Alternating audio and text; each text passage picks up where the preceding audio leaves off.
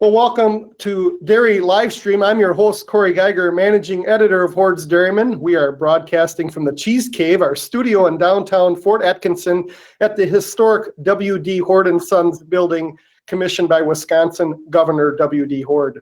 Today's episode is made possible thanks to generous support from our friends at World Dairy Expo. Had the pandemic not been taking place, this would have been, next week would have been the 54th World Dairy Expo. Last week, I had the opportunity to drive over 3,400 miles visiting dairy farmers and capturing information for future editions of the magazine, both in print and online. I can definitely say the fall harvest is proceeding quite well as I traversed Wisconsin, Minnesota, South Dakota, Iowa, Missouri, Kansas, Oklahoma, Texas, Illinois, Ohio, and Indiana. And farmers are definitely upbeat when it comes to the fall harvest, especially those in the Northeast and Midwest that are not battling rain and mud that were prevalent through last year's fall season. I'm definitely glad to be back in Wisconsin to host Dairy Livestream today. We have a thought-provoking episode planned for this week. Checkoff, check-in. The Dairy Checkoff is funded by 15-cent per hundredweight contribution from all of the nation's dairy farmers. A dime of that goes to the state or regional organizations, while a nickel goes to the national organization. Throughout today's webcast, we'll be discussing dairy demand building activities during Checkoff Check-in. As a prelude to our first guest, let's go to a poll question. Jim Baltz, if you can put that on the screen.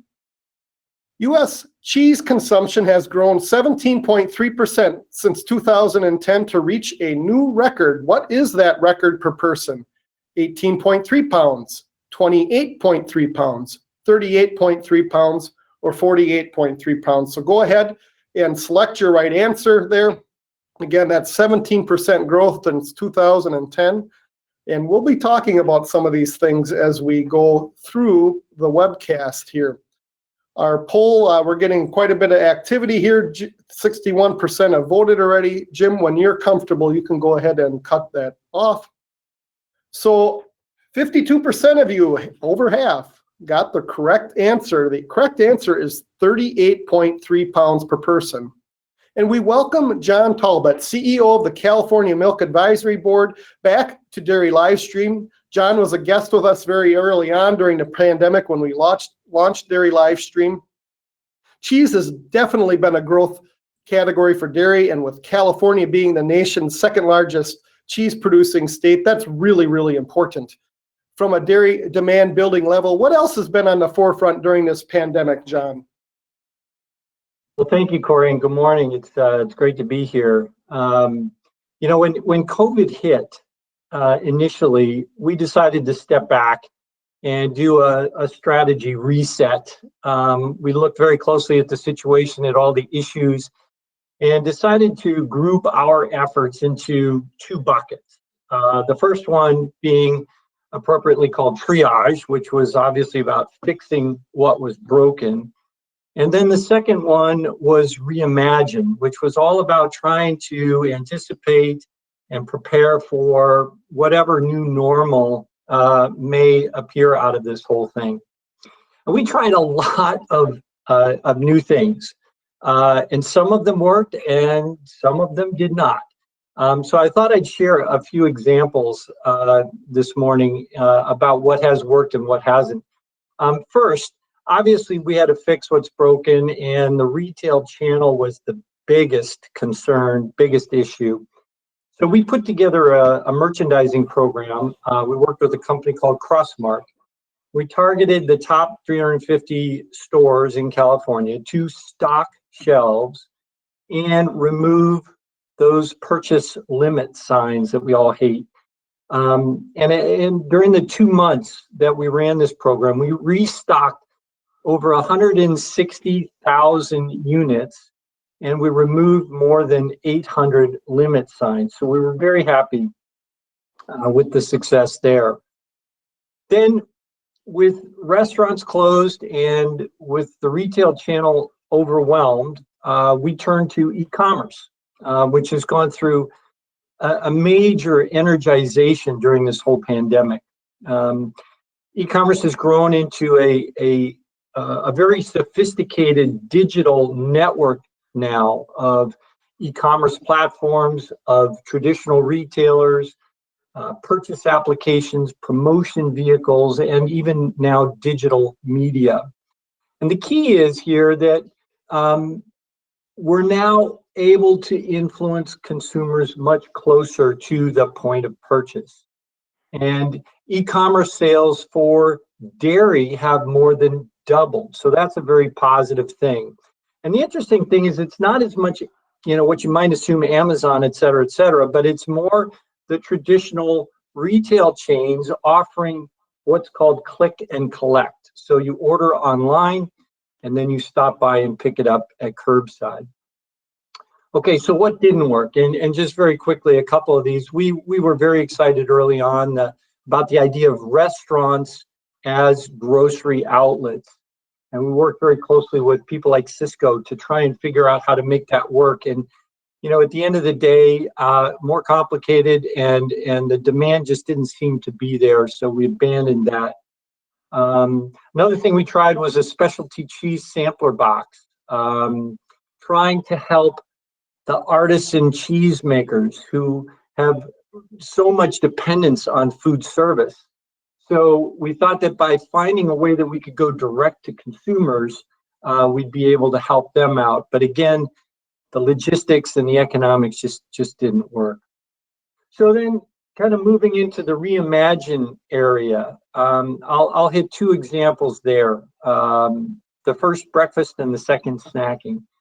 One of the very obvious things that has come out of the pandemic is people are at home. They're working at home, schooling at home, they're cooking at home, they're eating at home. And the reemergence of the family breakfast has been a wonderful thing. The key insight here being that time spent at breakfast equals more time spent with dairy. So we've developed a communications campaign that we're calling The Day Can Wait to tap into this idea, the sanctity of taking 10 minutes for breakfast. And better yet, do it with your family. That's where the real value is. That's where the emotional benefit is. So this campaign will combine advertising, social media, and influencer programs, and it is just getting kicked off right now for us. The second one, snacking. We've got some great data from DMI on the incidence of snacking and how that has grown just in the last year. When you look at the incidence of a morning snack, that has gone from 61% of adults to 75%. Afternoon snacking has gone from 65% of adults to 91%. So this, again, is an area that seems just ripe for innovation. And one of the things that we started last year was a Dairy Innovation Accelerator program to help connect the dots between local entrepreneurs, processors, and possible investors. Last year's focus was on fluid milk, but this year we decided to change the theme to snacking because of what we were seeing in COVID. And so we're calling this year's effort the Snack Accelerator.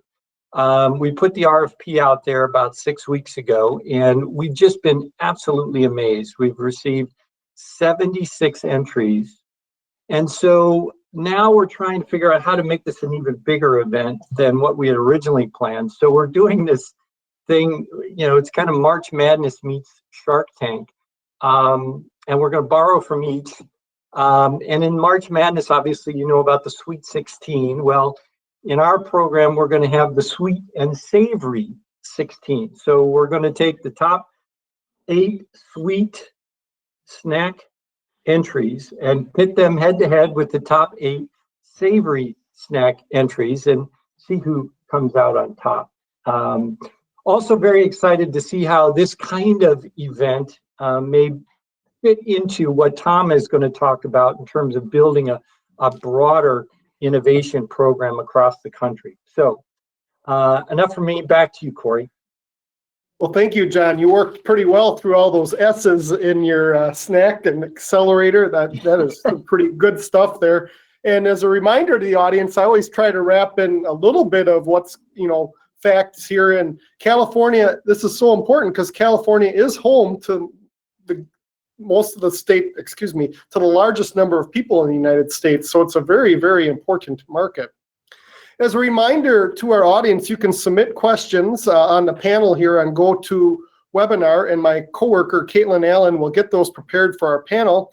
And thanks again to our Dairy Livestream sponsor, World Dairy Expo. Before we go to our next guest to Dairy Livestream, let's go to another poll question that Jim Baltz will put on the screen. In 2019, dairy product consumption reached the highest mark since what year? We're talking the amount of dairy products eaten by each American. So you can pick one of the answers there: 1960, 1970, 1980, or 1990. And I'm pretty sure our next guest will talk about that correct answer here.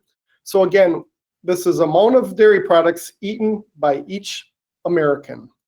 And we have over 300 million in America. So we'll go ahead. We got over half of them. Our audience have voted here. And the correct answer, I think I'm going to let Tom give the correct answer here. He sees the answers there. Tom, the folks at Dairy Management Inc. have been working overdrive during this pandemic. Can you tell us some of the thoughtful projects your team has been working on during the past 6 months and the answer to that poll question? Yeah, thanks, Corey. Thanks for having me here. I just want to say, John, you did a great job of summarizing so many great things, and the national relationship and on promotion with California has never been stronger, and it's largely because of John's leadership. So that said, the right answer is 1960. In what we did this year, or in 2019, we hit 653 pounds per capita consumption, which, as we just said, is the highest since 1960. And, when I'm going to talk a little bit more about sales in a second, but when people hear things like that, like we're at the highest per capita since 1960, and then you think about since 1990, production has increased very quickly, 65 billion pounds or more. And then you look at the consumption and sales chart, consumption and production charts, and with 3 blips in the last 30 years, the 2008 economic meltdown, the tariff issues of a couple years ago, and now COVID, virtually all production has been consumed, right? And then farmers, and I'm sure Mark can speak better to this than I, but then farmers say to me, well, what's the deal here? If all that's happening, what's happening when my price isn't good? And, I think if you just think about things as, what are my problems on the farm right now? I know it's price and that, but if the mission of the Checkoff is to build trust and help products disappear on the market, to balance the market, and that was the purpose in 1983 when farmers petitioned Congress to put Checkoff in place, that job's been done. Then the question is, well, what's happening to my price? Well, I think it's not my bailiwick. It's more the policy side. And I know National Milk has worked hard on this to try to bring unity to solutions. But, in some cases, as you all know, you're dealing with an archaic pay system that is decades old and was put in place when Class 1 was needed to assure that certain markets could be filled. And now you've got a global economy, you've got global supply and demand, you've got depooling, you've got PPD, you've got all kinds of issues. I'm not here to say those things are good or bad. I'm not here to say what the answer is, but I think every farmer I talk to knows that it's the pricing system that needs fixing. And to fix that, I know National Milk is going to need unity. But as far as sales, let me just say something quickly about that. Through July, we are between domestic and exports up about 0.6%.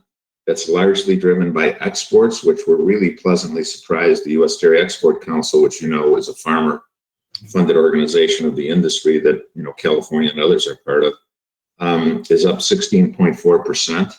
We were very concerned with COVID, what would happen, but it's been a pleasant experience. But a lot of that is due to the U.S. deck and the industry pivoting to other markets.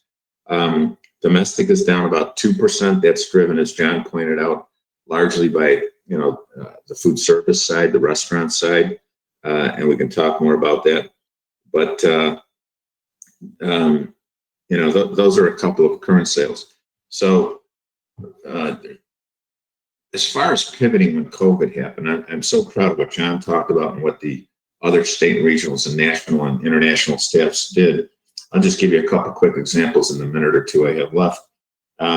Schools, because John covered retail really well. Schools, we know that schools, when kids stop going to school, it is a major avenue for dairy sales. And schools are really struggling with, trying to feed kids, trying to feed community.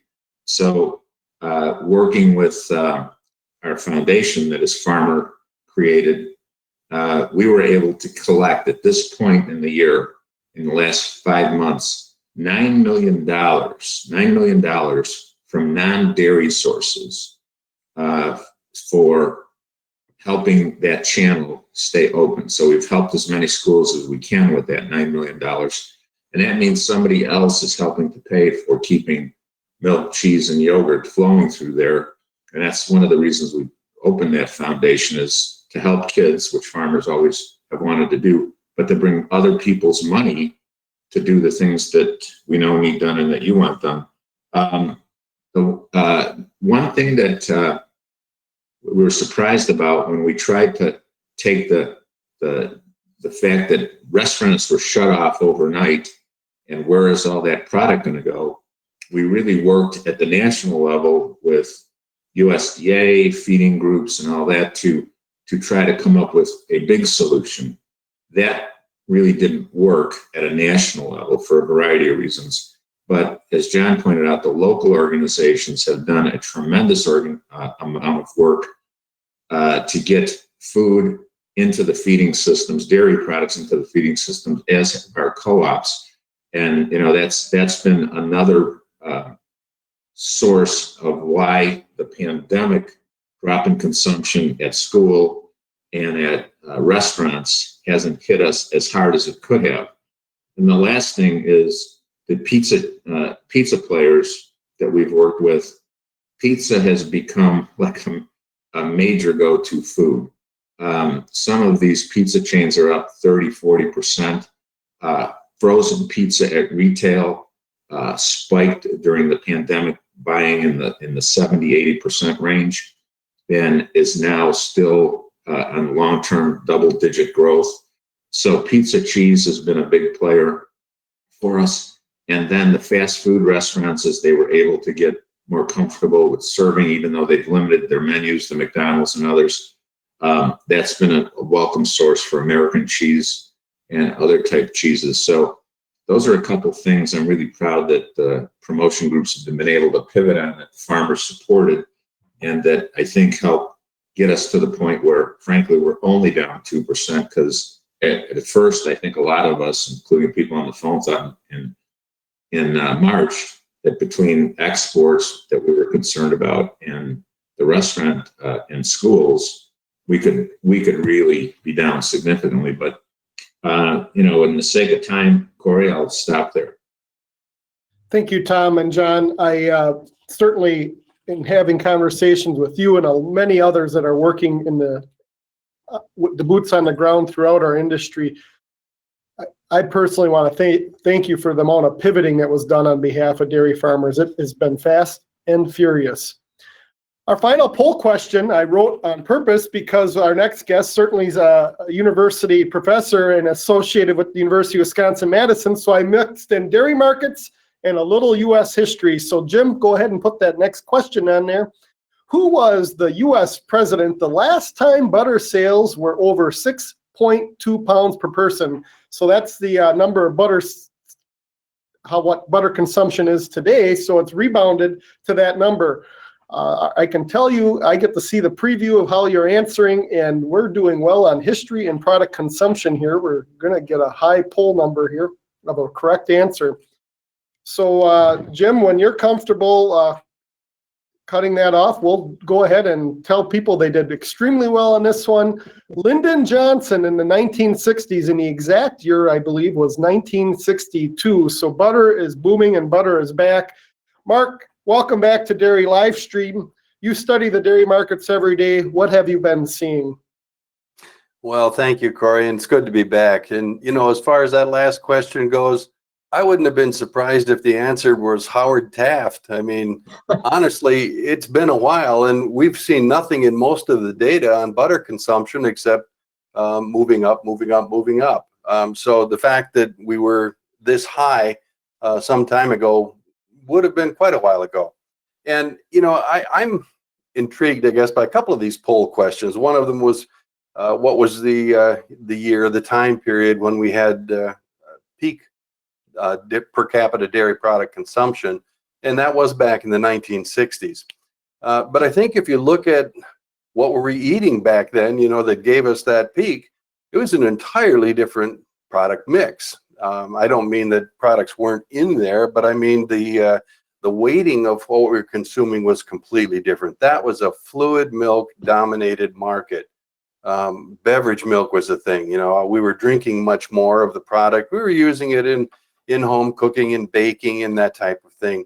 And since that time period, our long climb back, you know, to higher levels of dairy product consumption has really been riding that cheese horse hard. And we have taken that a long way, and good for us. And, you know, I guess that one of the questions that we might have is going forward, and I'm not at all prepared to write off beverage consumption, but let's look at cheese and just ask ourselves, you know, we're at 38 pounds per capita consumption right now. How much headspace is there still in that? Can we take that even further? Well, I think you have to take a look at, you know, maybe a few other countries. Then, you know, here we're talking about countries like France or Germany or Greece, or there are a number of other countries that have a greater per capita consumption than we do. So I think that we can aspire. And in fact, in some of those countries, you know, we're talking about closer to 50 pounds of consumption per capita, well above where we are right now. But I also wonder, and I'm just musing here because I don't know the answer to these things, but if you consider how do we do that, our use of cheese in this country is quite a bit different than some of those countries that have very high per capita consumption. We use a lot of cheese in cooking and baking. It enhances the main meal product. And when you take a look at a country like many of the countries in the European Union, their cheese consumption is used in cooking and in food products, but there's also just a great deal of cheese that's eaten directly, the product for itself.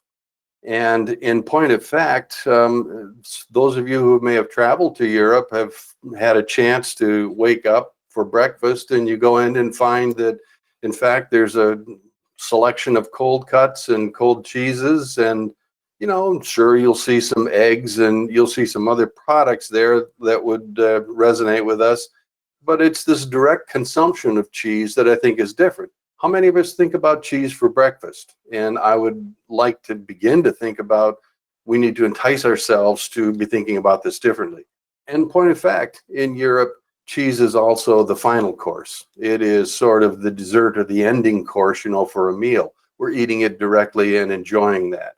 So this is cheese consumption very different from what we do here in the United States. Here we're melting a lot of this on pizza or in lasagna or, you know, using it in other products. So I think that as we begin to think about how do we crack that 50 pound per capita consumption level, I'm not sure it's all going to be riding pizza. I think that we need to think about how do we entice the consumer to want this product in a different format. And that does come back to John a little bit and talk about snacking. I mean, it's an incredibly delicious, healthful, and readily available product. So that's one thing, but I want to snack on it for breakfast or as my last meal of the day. It also brings me, I think, to wondering about why was it that we retrenched so far from the per capita consumption of dairy products back in the 60s to the lower levels that we fought our way back from, in no small part by checkoff dollars and the efforts that have been made here. And that was decline in beverage products. And in fact, if you look at across the board, it's our beverage and soft products that have had some problems. Much of the rest of our dairy product consumption has been growth categories for us. So ice cream kind of held its own this last year, but that's been a declining category for a period of time. Yogurt has had a real growth spurt during the Greek yogurt phase of things, but that's been a little bit off and on decline as well. And I think that from beverage to soft products, we probably want to be thinking a little bit more about how do we entice that growth or get that back into consumption as well. So cheese, I think, is still a winner for us. Let's find our ways to use it. Soft products and beverage milk, we've been working on that for a long period of time, but I still think that that's a real possibility. Now, that kind of brings me back to wanting to talk about this bigger picture that you had mentioned, Corey, and that is export sales. Export sales for us have either been great or they've been off and really disappointing. And at this point in our dairy production and sales of dairy products, we are committed to export sales. If export sales are going to be 15% of our milk production, I've heard people say, well, look, that's a problem for us. We shouldn't be doing that. We should be focused on our domestic markets. Okay, if you want to take 15% of milk production out to get to a balanced domestic market, that's going to be horrifying. We're in export markets. Let's find a best way to live there. Now, one of the problems that I think we have in these export markets is the tremendous price volatility that we've seen in the marketplace. And certainly, COVID has been exemplary when we think about price volatility. You know, we've had this price collapse that took us down to $1 a pound cheese, you know, on CME back in, well, boy, world's beginning to blend for me, April, I think, maybe March. But that stimulated a lot of sales of export product because this was at a big discount to so-called world prices. And we had quite a blush of cheese sales during that time period. That's price dependent. A few weeks later, we were at $3 a pound cheese. Oh my gosh, now we're way outside of world prices. We're not competitive, and it's going to be very hard to be what I know we talked about, the consistent supplier under those circumstances. It feels way much more like opportunistic. If you take a look at these world benchmark prices, you know, for products like a cheese, then we're talking more like $1.50 to $2 range. You know, we move around in there. Those products require some price movement to find an equilibrium. But if we're banging around on the low side and the high side of those markets, that means we're either in and very competitive or we're out and not much at all. I think we probably need to find a way to moderate some of these price swings, you know, so that we can be that consistent supplier that we want to be. And, you know, with those few comments, I guess I'd be quiet a little bit and see if we can't go to questions. Very good. April 28th was the date we hit the $1 per pound mark. And in one of our upcoming issues that's just hitting mailboxes, I think really for farmers, dairymen and dairywomen to wrap their heads around just how big is the export market for Americans right now. I put it the most simplistic way I think that I would share. If we exited the export market tomorrow morning, every cow in the state of Wisconsin, Vermont, and Illinois would have to head to the packing plants right now. That is how much dairy exports have grown. The second largest dairy state, and then a couple others at Vermont, certainly significant in its own right. So with that, today's episode of Dairy Livestream, again, is brought to us by our friends at World Dairy Expo. We're going to go to audience questions. There's a panel there for people to ask questions. And one of our viewers, Steve, asked a derivative of this question that we were going to lead with. So Steve, you're on the same page as us. And we all know that dairy is a big menu item on restaurants. The National Restaurant Association just stated that 1 in 6 restaurants, nearly 100,000 restaurants across the U.S., is either closed or permanently or will be closed long-term due to the pandemic.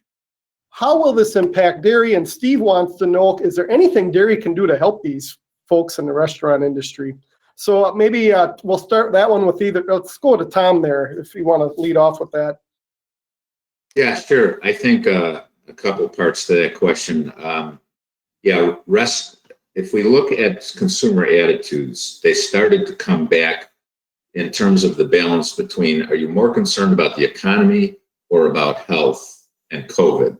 It started to get to a balancing act around June.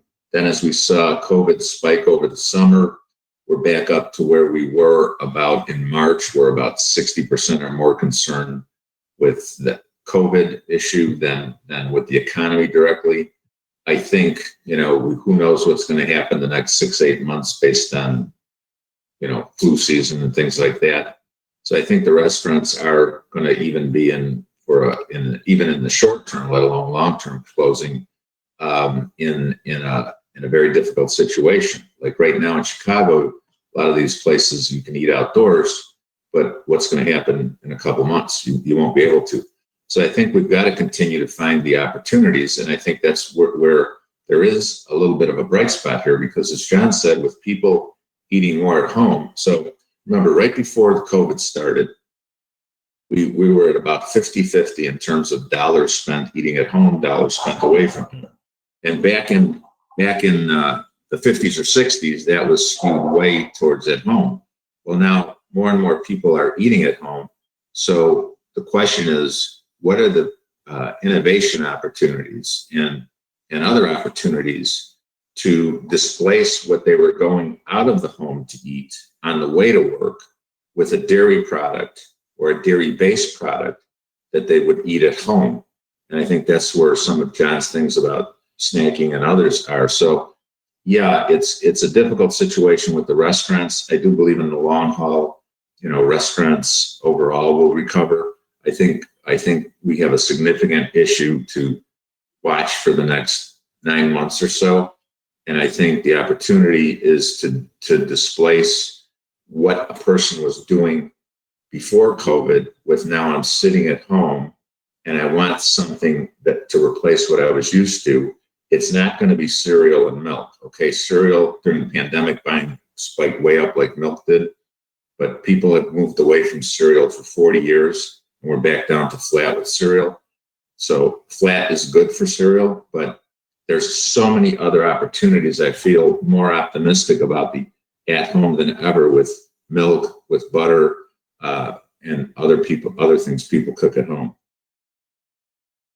Another idea for food service. You think about one of the things that has really changed in food service recently is that they're all moving to takeout and delivery to augment what they offer currently or had offered before.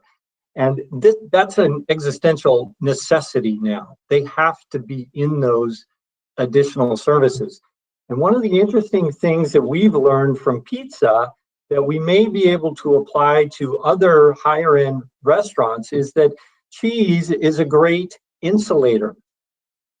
If we can help restaurants build more cheese into their menu items, it helps keep the food warm while it is delivered. So again, just some ideas like that can be very helpful to some restaurants.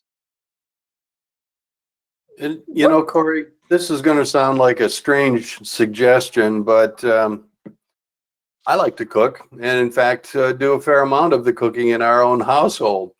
And so I'm probably not normal or typical, but when I think about how do we continue to make sure that the customer at home is going to be using dairy products, wants to think about preparing some of this stuff at home, and yet not forget about our restaurants and chefs, I'd like to see some kind of marriage of those two things. I think it would be kind of an interesting thing, maybe from the standpoint of promoting dairy products and milk, if you could pair up with a bunch of different chefs around the country and have a dish or a meal, that features some dairy products and things that we're going to make together on a Friday evening, when we're ready to celebrate a weekend. Give us the ingredients list ahead of time, but that chef is going to show us in something like this DairyStream Live, how do we prepare the dish that's a signature of our restaurant? Not a complicated dish, obviously, because it has to be done in time, but it makes us think about that restaurant and want to go back there at some point in time. But also, I want to be something like that chef and using these products here. I think we got to meet the customer where they are. And right now they're at home. So true. And speaking at home, our next question is online buying going to be a long-term trend, more specifically for dairy? And most importantly, can dairy compete in an online environment? Yeah, if I could start there, yes, it's going to be a continuing trend. It's only going to increase, and that doesn't mean just through Amazon. It means through retailers and others. And yeah, I think dairy really has an opportunity to prosper within that.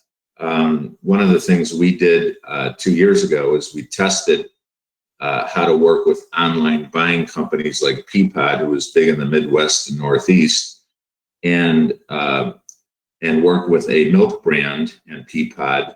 And during that month that there was a promotion through Peapod, sales were double digit, and they continued afterwards. And what promotion did was simply provide content about sustainability and farming, which isn't an expensive lift. From that, we then approached Amazon and have had several meetings with Amazon, and they have named us, it's not formal name, but as their knowledge expert for all things dairy. So we're in the prime position to position dairy and brands and cooperative brands as groups that can solve problems and bring value to the order. And so within that, I think there's a huge opportunity to do some innovative things. There's a huge opportunity for brands to work together with us where we could put together content for them, and they could do the standard Amazon type marketing that Amazon requires and wants. So yeah, because of COVID, it has compressed the time that people were going to go to e-commerce, and that's a trend that's only going to continue.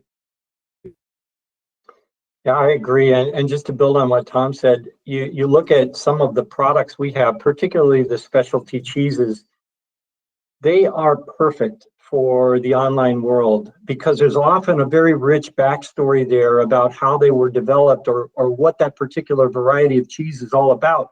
You just don't get to deliver that kind of message at traditional retail. So e-commerce is perfect.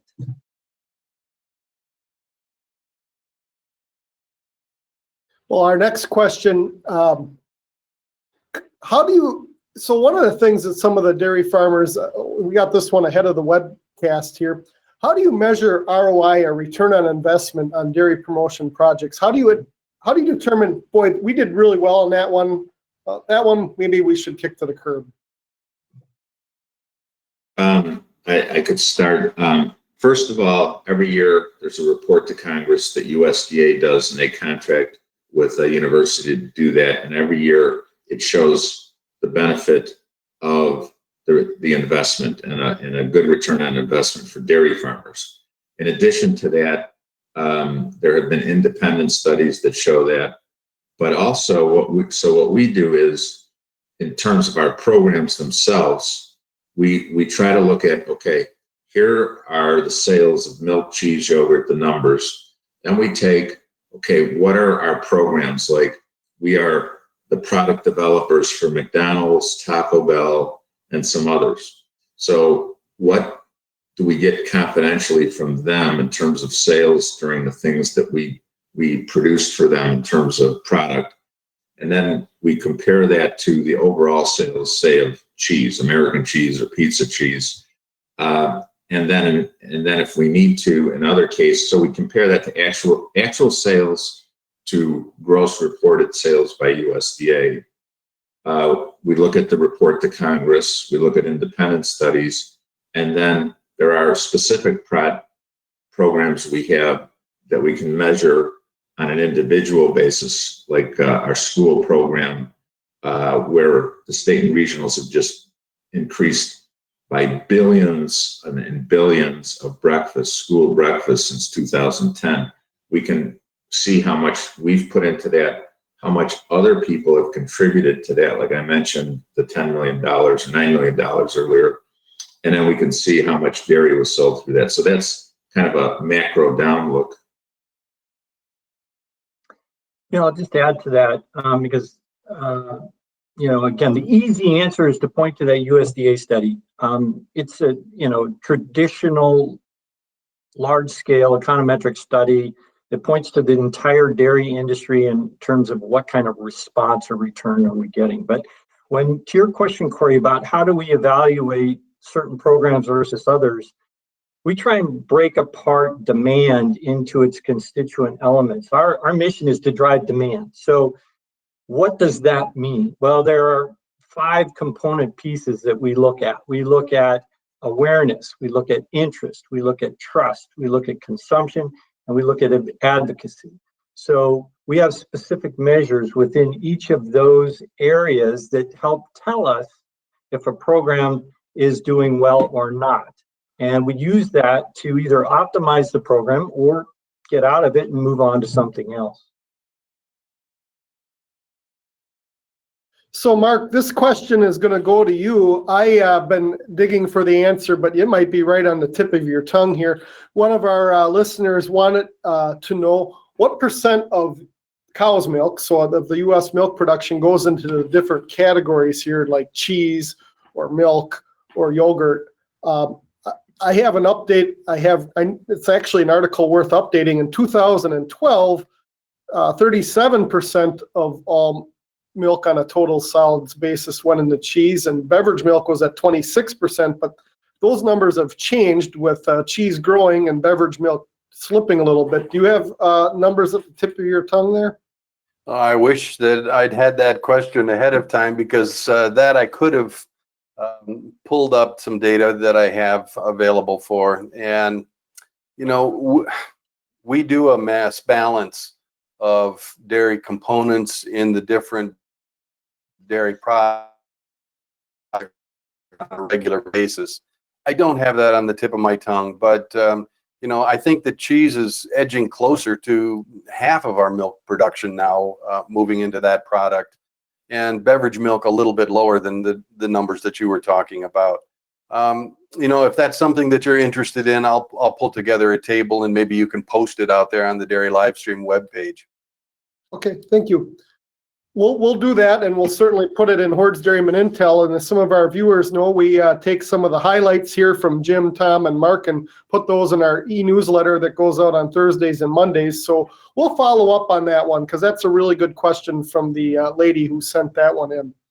John, I want to do a little bit of a current event question here, and I know a number of our readers, I alluded to that I drove 3,400 miles last week, but I didn't get quite to California, got to New Mexico, but there was a lot of haze in the western skies, and there's continued wildfires throughout California, Oregon, and Washington State. And I think our readers and listeners would like to know how are dairy farmers and all those who help them and work in processing coping with that, and what's that like for the boots on the ground, John? It's a really sad situation. It's the largest wildfire season in our history, and we're not even close to being done for the year. There have been 8,000 reported fires that have burned 3.7 million acres. It's just baffling. 25 people have been killed, 7,200 buildings destroyed. And then, as you said, the smoke has just engulfed everything. There were a couple days there where it was so heavy. It looked orange, and I know those pictures made the national news, and it was just really scary and very uncomfortable to be outside at times. The good news is it has not significantly impacted any of the dairy business here. We haven't had any dairies succumb to the fire. Although in prior years, we have had a couple dairies that have had to move cows because of fires, just not at least this year. But again, we've been fortunate, and really the major impact has just been the smoke on humans and workers who have to be outside. The next question here comes in, and it's what actually was on the tip of my tongue here, next in order, and then April added it in, so we'll go right to that. The Dietary Guidelines for America are nearly finalized and will guide government food purchases for the next 5 years. Can you share some wins for dairy in some areas for further work? And the reader actually chimes in also and says, she wants to talk about the continued restriction on milk fat consumption here on those part of it, if we hone on that. So let's talk about a few of the wins here, because there were a lot of wins, and there's certainly one area here that we got to keep working on. So maybe, Tom, if you want to lead with that one. Yeah, I do want to talk a little bit about dietary guidelines. And, back in 2005, or going back to 2000, all of us in the industry knew that keeping our place in the pyramid was going to be difficult, given what then dietary guidance was in terms of fat, carbohydrates, and things.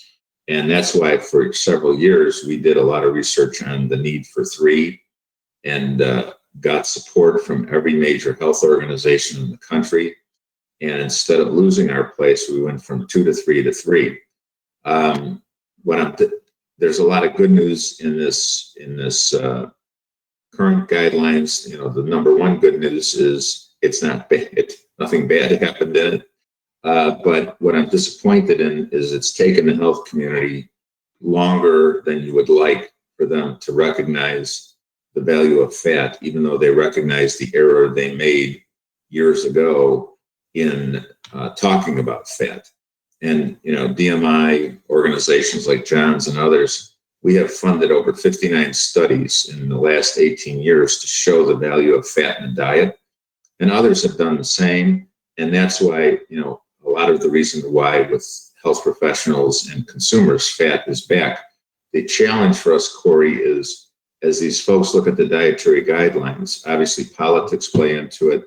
Obviously, changing perceptions of a health community that was married to one view is a challenge. And the other thing people have to remember is it's not always with the dietary guidelines the best science. It's the preponderance of the science. So it's really important to fund these studies. So, that's a broad answer. John or Mark, anything you want to add in that area? If not, let's go to, we're going to do a couple rapid fires here. We're going to do this on the consumer side first. We're going to go around the horn. We're rapid fire. We'll just do 20 seconds each. And then we're going to do on the processing side. So this question is, what is the biggest consumer lesson we learned this spring and summer? John, we're going to start with you on that one.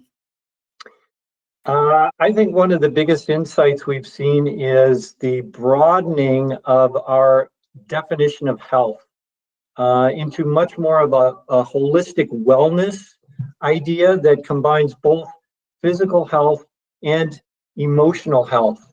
We know the nutritional side really well, but we're learning more and more now about the impact that the emotional health has on purchase behavior, on food preferences, et cetera, et cetera. And it's interesting, and it's a little bit scary too in terms of the importance of this emotional part of the equation. Mark? Well, I would piggyback on what John said, that I do think that the consumer, we ran kind of toward food when we first were safer at home and shut in here. And I think a lot of us, mea culpa, have gained a few pounds like our freshman 15 here because, food was a comfort. But then some balances come back into people's lives. And I've been reading about this as well, that we're thinking more about nutritional balance, exercise, getting those kinds of things as long as we have to be there. If we're more conscientious about nutritious, dairy has a great place to fit in there, a terrific place, including the butterfat. Tom? Yeah, I'd say something Mark said earlier. really resonated with me, where meet the consumer where they are, and that's been reinforced in this pandemic stay-at-home situation. People have returned to dairy for cooking, for butter, for other things. Milk has prospered some. And it just goes to show you, for a lot of people, there isn't a philosophical issue with dairy products. The issue is, for years, as they moved away from home, certain products, particularly fluid, didn't meet the consumer where they were. All the messaging in the world, all the trust they have in fluid milk, all the knowledge of 9 essential vitamins, vitamins, isn't going to matter if the product isn't being served in some fashion where you are. The closest we are to that on the go is at the fast food restaurants with the round receivables that DMI and the promotion group sold in. And secondly, coffee. Coffee has really helped prop up fluid milk for years now. I mean, a lot of companies like Starbucks call themselves a milk company that happens to serve flavored coffee. So it reinforced people want dairy. If we give them the product where they are, they will consume it. Another rapid fire, we're going to go Mark, Tom, John on this one. So Mark, you're on first. What's the biggest lesson we learned this spring and summer from the processing side? Ooh, the biggest lesson, I think, is that we're an incredibly efficient supply chain as long as we don't have a major bump in the road. If we have a bump in the road, then the industry's done a great job of trying to maneuver behind the scenes to get milk into plants and make the products that we need. But we have such specialized plants that not everybody can respond in the same way. And our customer streams may be so narrow that if restaurants shut down, as a processor, I may have lost most or all of my sales. So I think that we have a lot of people who are probably questioning whether they want to have that degree of efficiency and just-in-time inventory of everything. That's been a bit of a problem. Tom? Yeah, I would just agree with Mark that, when you disconnect from one complete line like food service or restaurants, reconnecting your product to other things, whether it's feeding banks or otherwise, was a challenge. But many of them, rose to it. But I do agree that's a bump in the road for us to look at. John? I'll just add real quick. I think one of the more product-related insights from COVID is that we need more extended shelf life milk products as well as other dairy products to meet the needs of consumers. The next question here, we have a number of big holidays coming up, and when I was a young kid working on the farm, my dad would come home from a dairy meeting and he'd be talking about, well, this is a big dairy product demand time. We got Thanksgiving, Christmas, New Year's, and then later on he'd say, hey, I've also, people been telling me, you know what, Super Bowl's a holiday too. And the question is, how might a smaller or fewer holiday gatherings during this pandemic impact dairy demand, or what might happen? Everybody's jumping up and down with that one. I'm going to send it to Mark first here, because you're Mr. You study the markets as much as anyone. Sorry to put you on the spot, Mark. I'm not discouraged, to be quite honest with you, because I don't think we're going to have as many of these households where you've got 30 of your family that are coming together for a great big meal and, celebration, all the rest of it. But we're still going to celebrate the holidays. Even if we only have 2 or 4 people in those households, I will bet you that there'll be special meals prepared and that dairy will be there at those meals. So I'm not so terribly discouraged. Yeah, I'm sorry, John, go ahead. Even though there aren't as many live get-togethers, again, with the advent of Zoom, you have family happy hours every Friday, extended family all over the country. And it's kind of fun. And those become events in and of themselves. And I think, again, whether it's live or virtual, we're going to continue to get together, and food always seems to be part of that. And I kind of agree with Mark. I'm a little more of an optimist there. I think people are going to continue to do some of the traditional things, even if it is in smaller groups. Yeah, I agree with that. I won't waste time just agreeing. I just agree. Yep. And one of our listeners, Joanne, chimed in. She goes, there'll be less office parties, but more time at home cooking with immediate family. And I think that has been one of the things here that's happened. It's with families running every direction here, and you got virtual schools at home with parents trying to help their children out. And Fort Atkinson here just went virtual for another 2 weeks here because of the uptick in COVID cases. We are reconnecting with our families here during this pandemic, and that's actually a wonderful thing here. I think we're going to wrap up here with this question, unless we get another one from a viewer here. We heard this a little bit throughout the program from John and Tom, and obviously our state and regionals, so California Milk Advisory Board would be a state, and then there's some other regional groups like Dairy Max would be multiple states, but they do partner and work together with national DMI. So the question here is, what areas would you see as optimal areas to collaborate between the state and regionals and the national groups? And maybe Tom, if you want to lead on that one. I think one of the most important things we do state and regionally and nationally, including National Milk and International Dairy Federation and Milk PEP, the Milk Processor Milk Program, Promotion Program, and U.S. Dairy Export Council, is issues and crisis management. There's no end to anti-animal activist activity. There's no end to natural issues that come up. And to have a unified, cohesive response to emergencies or to crises or to, crazy science that isn't vetted, that says dairy's bad for calcium. That unified voice, I think, is really one of the best things we all do together. John? Yeah, I'll just add, I've seen a tremendous improvement in the relationship between national and states and regions over the last few years.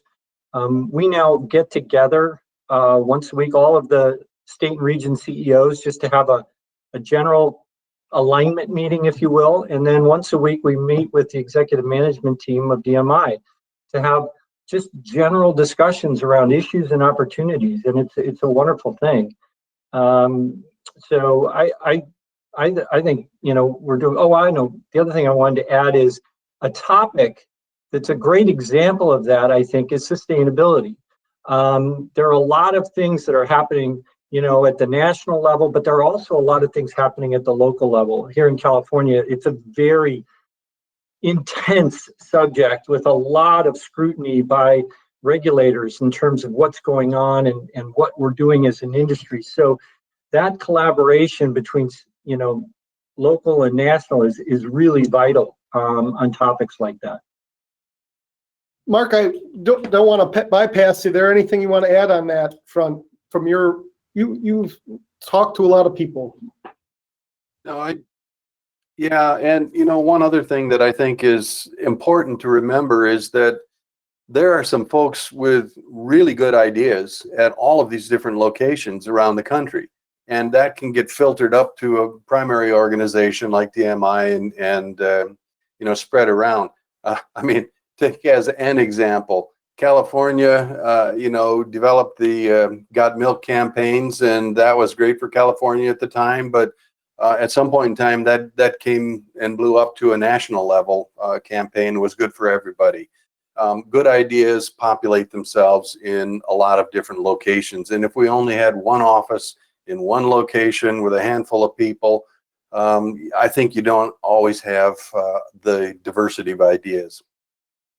Well said, Mark. Well, we're getting close to the top of the hour here. I would certainly like to remind our viewers that on October 7th, the conversation will continue. The program will be, Can We Sell That Cheese? And we're going to be talking about cheese sales internationally in a situation called geographical indications. And that will probably wrap in a little bit more to what efforts that are going on with the U.S. Dairy Export Council and a number of people in the United States, not only in dairy channels, but our federal government leaders who are working on our behalf to make sure that we can sell a cheese that everybody would understand in Mexico or China or elsewhere. And we're going to talk through and break down that issue. So that wraps up today's dairy live stream. World Dairy Expo was our sponsor on Checkoff, Check-In. And I'd personally like to thank all our viewers for joining us today. Jim Baltz, our producer, Caitlin Allen with the questions, Tom Gallagher, CEO of Dairy Management, Inc., John Talbert, CEO of the California Milk Advisory Board, and our regular guest, Mark Stevenson from the University of Wisconsin at Madison. I'm Corey Geiger, editor of Hordes Dairyman, and thank you for joining us today.